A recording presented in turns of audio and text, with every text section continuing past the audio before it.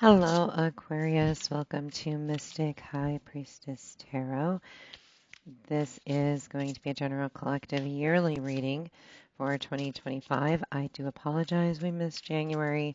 Things got a little behind, but I am going to start in February here for you so we can cover what we can look forward to the rest of the year. Now, because it's general collective, it might not all work for you, but do take note. And feel free to let me know what does and what doesn't throughout the year. Okay. I also want to let you know that there are scammers out there pretending to be tarot readers. I will never reach out to you for anything, especially private readings. I am on no other platforms. I'm only on YouTube. So know that if somebody reaches out to you saying they're me, it is not me. If you do want a personal reading, I am taking requests for those right now. And the information is in the description box below. So right below the title, there's a brief description and then the word more. Click on the word more and the rest of the description information will have that listed. Also, if you resonate with any of this or you do like how I read, please like and click the like and subscribe and share this with others that you think could relate. Only because if the message is meant to be for somebody else that doesn't get to find it, the likes, subscribes, and comments, that definitely helps the channel grow so we can get a larger audience. All right. And I have gone ahead and meditated on your energy. I've also been with the cards for a great deal of time here, and they are ready to talk. So let's get this party started. 2025 for Aquarius. What do we got going on? February, we have Judgment. March, we have the Knight of Swords. April, we have Two of Swords. In May, we have the Sun. In June, we have the World. July, the High Priestess. And August, the Six of Cups. September is the Seven of Wands. October is the Six of Wands. November is the Eight of Swords. And December is the Six of Swords. Very interesting. All right. I am going to get some clarifiers here and we'll explain as we get the clarifiers. I'll also pick the cards up so you will be able to see them. All right. And forgive me, I am getting over a cold. Trying not to lose my voice here. But I am determined to get these yearly readings out because I don't want to miss another month.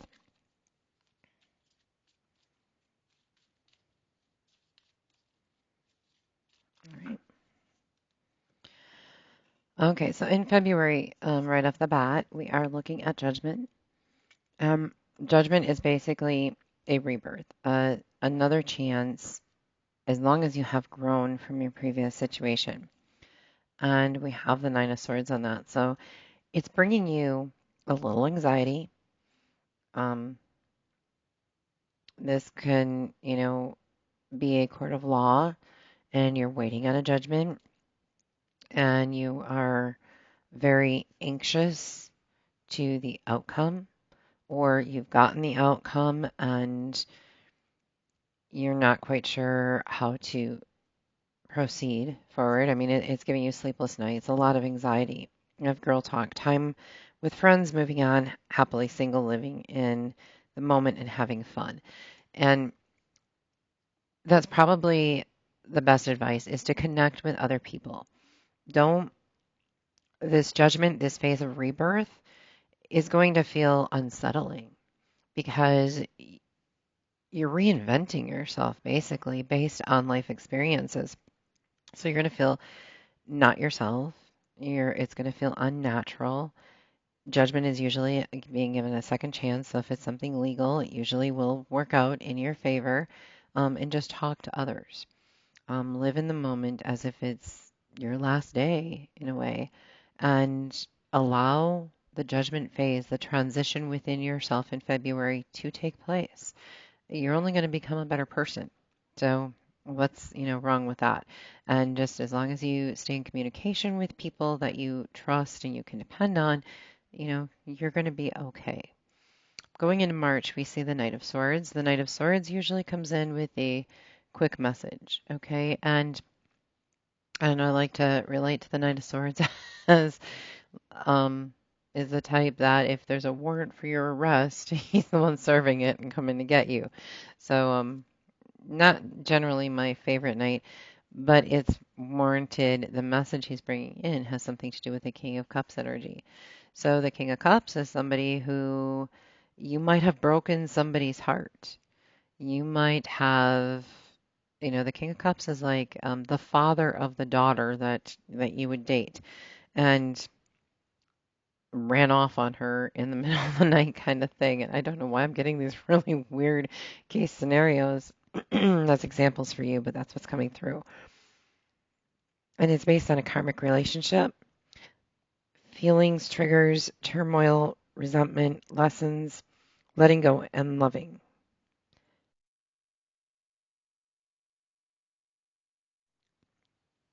Okay, sorry, I had to cough there. So you're still, this judgment and transition starting in February is because of a karmic situation that you've been through. So you may be facing some karma. Now, keep in mind the shoe could always be on the other foot with whoever you're dealing with, whether it be your boss, your family, your children, your lover, or even new love coming in. Karma needs to be cleaned before the great things can happen.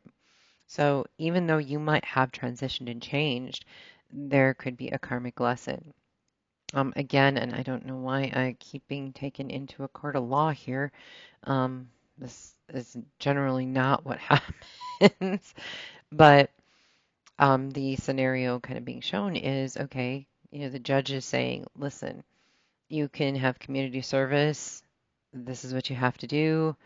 We're going to give you a chance to clean this up and, prove yourself type thing. And that's the reason I say that is because the King of Cups is more emotional. He has more of a heart. If it was the King of Swords, you'd probably be locked up for 10 years. Okay, the King of Swords is like, you don't play. You don't play. He don't play with nobody. He's the king that starts the wars, and he's extremely strategic, and he's going to win. So the King of Cups has a little bit more compassion, and is going to. He's still going to do his job.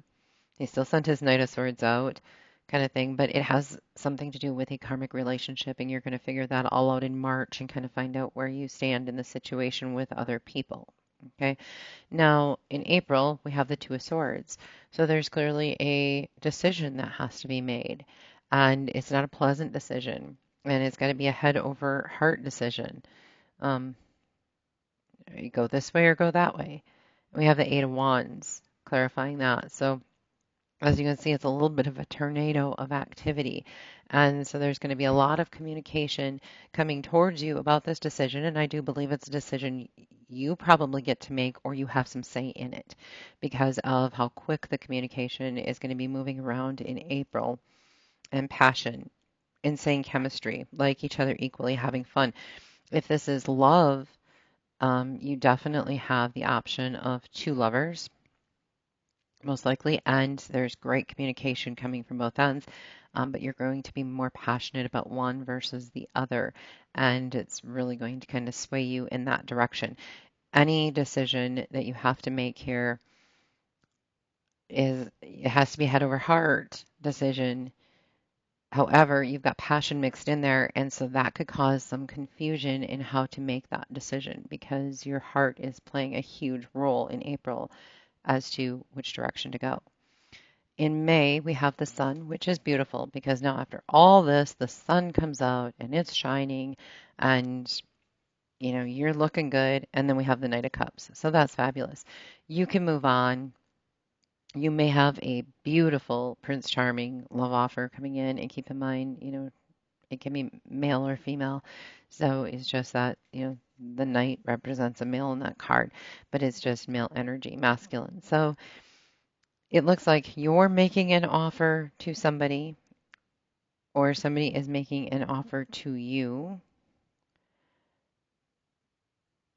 I'm not really seeing any specific energies sticking out at this time. So it could be any sign, any energy, but it looks like the passion, you're going to make a decision. If this is love, that was a decision made out of passion, but it's clearly a good decision. It's going to be something that makes you very happy, and you're going to be able to extend that love offer to somebody, and it's not a page, so it's not something brand new. It's something that's been explored. You've communicated with this person, or you soon will be communicating with this person, and you're going to find passionate feelings. And sure enough, love, unconditional love, self-love, oneness, passion, affection, and attraction. So you and this person both are attracted to each other. And it's kind of like the wine and dine, sweep the person off their feet. And you're going to get to experience that in May. So it sounds like after all that, May, something's just going to walk into your life and be really beautiful. And I think it's actually going to walk into your life in March or April, probably late March, and then build to this point. Come June, we have the world. So we have a completed cycle ending. I like to compare this to video games where you're leveling up to the next level. You have beat that level and you're moving on, and it's for the Queen of Wands. So now I'm starting to feel um, a lot of fire energy. So Aries, Leo, or Sagittarius could be somebody on your mind, specifically Leo, because we have the Sun and we have the Queen of Wands. So something is coming to a close, a completion, most likely with a Queen of Wands. Now, this could be this new person that you're with, or the Leo introduced you to this person or got you to that point. But something is closing out. So either you could have a relationship with the Queen of Wands, or you can move on with whoever this is with the Knight of Cups. But we have engagement ring, engagement, partnership, commitment, eternity, completion, and union. So it's most likely with a Queen of Wands. So you are seeing the ending of a lot of the problems, a lot of the stress, a lot of the issues, whether you had these issues with the Queen of Wands or not, or with somebody else. This love offer, which was given to a Queen of Wands, but you didn't see her that way at that point, her or him. You can switch it around, switch the roles if that's what need be. And then the Queen of Wands, all of a sudden, you're like, wow, she's everything. I know I'm super attracted to her. She's very well composed. Everybody notices her. She is the world. So not only are you ending a cycle, but you're also seeing this person as completing, helping complete your cycle and becoming your world to the point where you'd be willing to marry them, or at least consider it. Going into July, there's the High Priestess, so there's something that you know that you are keeping to yourself, and that's the Fool as a clarification, which means you're willing to take the leap of faith. And it's not like you're exposing yourself to the world. You're really keeping it inside, that you feel like you're starting this brand new cycle and coming from the world being the Fool. That's pretty typical. That's exactly how it works. You go from a completion to starting over at zero. And that's just because you've leveled up. And you have date, meeting someone new, dating, getting back out there, plan and set a date. So it looks like you're a fool in love come July. You're like, I'm going to keep this to myself. I'm not going to let a whole lot of people know, but I do want to take her on a date. This is somebody I could marry. And I think you've gotten to know them well enough. You've charmed them. You've you've charmed them and you fell in love. You can see so many great things about them that you could marry them. And you're going to be a fool. You're going to go out there and say, that's it. I'm going for this person, or this person's going for you, Aquarius, vice versa. In August, we have the Six of Cups. So this could be somebody that you knew from the past, and there's some nostalgia. You're going back through memories, and we have Ten of Pentacles. So yeah, this could be definitely somebody or a situation or a job that you've experienced before, and it brought you full satisfaction. Like you had a home together, you shared money together, had a family together. I mean, everything was good. The home front was good, and you're definitely revisiting those moments with this person in August. And then you have the Phoenix, a new phase, a rekindling, a renewing. Yeah, that's That's exactly what I just said. So it's like it's almost like you're going back to the past, and this person from the past that kind of comes in here and helps you sort this all out, you all of a sudden see in a whole different light. But you do remember the comfort and the security and everything that that relationship brought you, or that job brought you, or that family brought you. And you're starting to transform it and rekindle it and trying to get that back. In September, we have the Seven of Wands, which though is bravery and protection. And we see the Hanged Man on that. So you're a little defensive when it comes to this relationship or the route you're taking. There can be a lot of naysayers coming in and trying to swoon you out of it. And it could be past people, it could be new people. It's going to be really difficult to stay well grounded, but you are seeing life from a new perspective. And you do have different boundaries. So if you were in a relationship with this person before, you now have your boundaries set and you're going to protect yourself. So, there's part of you that doesn't want to get hurt or you don't want to hurt them. There's a whole new view on what it was. And then not today, not dealing with hurt, avoiding conversations, calls, boundaries, setting the boundaries. Yeah. So there can still be, because you've now gone back to the past in August and September, some of the old hurts and pains coming back up. Or if this is a brand new person and you're just sharing, you're rekindling, things about past relationships with them, for example, and or a new job or whatever, you can still hold some resentment where all of a sudden that kind of rekindles and that also comes back and you feel you need to protect yourself, you need to set boundaries, but you say not today. I'm not dealing with those bad emotions. So in September they're going to try to squeak in and cause you a lot of doubt and fear of needing to protect yourself. But in all reality, you really don't have to worry about that because that new perspective you're seeing is not the old ways anymore. You've transformed. We saw that at the very beginning of the year. You were forced to transform. You were forced to, live by a set of rules that maybe you didn't want to. And, it all came forward. But, this is being seen completely in a new light, and it's actually really beautiful.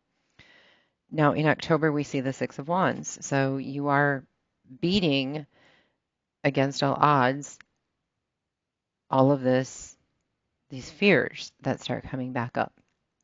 And you're being victorious and being seen for it, and it's the High Priestess energy. So that's what you were keeping inside back here, stating, well, I'm going to be a fool and I am going to start this anew, but you want it to be recognized.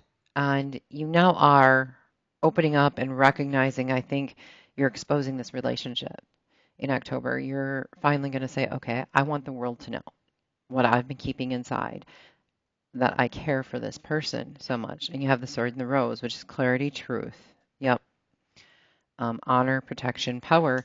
And yeah, you're going to bring the clarity and the truth to the forefront in October about how you feel, probably with them and with yourself and with anyone in your community. This can also be career driven, so where you're going to be honest with your employer about how you actually feel about your job and that you do, love certain things about it, for example. In November, you have the Eight of Swords. This feels a little like you don't have the mental clarity, like you feel trapped in a situation. And then you have the King of Pentacles on there. So the King of Pentacles is somebody who can definitely hold you hostage. Okay. The King of Pentacles could come forward and interrupt the situation. So let's say that the person that you're with previously also had a relationship with a King of Pentacles. That King of Pentacles could come forward and, like a whirlwind, take your love of your life away. Okay, they are a king. They're much more powerful than you are with the things that you've offered. Yes, you have the Ten of Pentacles.